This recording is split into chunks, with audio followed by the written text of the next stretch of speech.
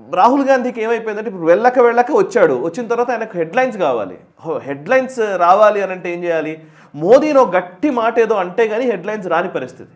So ఆయన relevance ఆయన చూపించుకోవాలంటే, ఆయనకున్నటువంటి ఆయన అస్తిత్వాన్ని నిరూపించుకోవాలి అని అంటే ఇది ఒకటే ఆప్షన్. ఎందుకంటే రాహుల్ గాంధీ ఏది మాట్లాడినా జోక్ అయిపోతుంది, ఏది చెప్పినా క్రెడిబిలిటీ రావట్లేదు.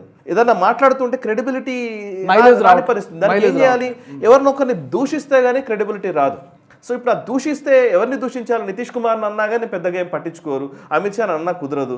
మోదీని అంటేనే మోదీ ఎప్పుడైనా రియాక్ట్ అయ్యాడు అనుకో, రాహుల్ గాంధీ లేస్తాడు. సో మోదీ అసలు రియాక్ట్ కాడు, ఎంత దూషిస్తున్నా రియాక్ట్ అవ్వట్లేదు మోదీ చాలా ఆయన పేరు కూడా తీసుకోకుండా యువరాజ్ అంటాడు, షెహజాదా అంటాడు.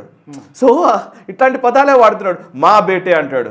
పేరు ఒక్కసారి నాకు తెలిసి నరేంద్ర మోదీ గారు రాహుల్ గాంధీ పేరు తీసుకున్నది ఎప్పుడూ ఉండదు ట్రాన్స్ఫర్ చేస్తే. సో పేరు తీసుకోవట్లేదు. ఆ పేరు తీసుకుంటే గానీ రాహుల్ గాంధీ పెరగడు. ఇది కాంగ్రెస్, ఇది అసలు పొలిటికల్ ఇష్యూ.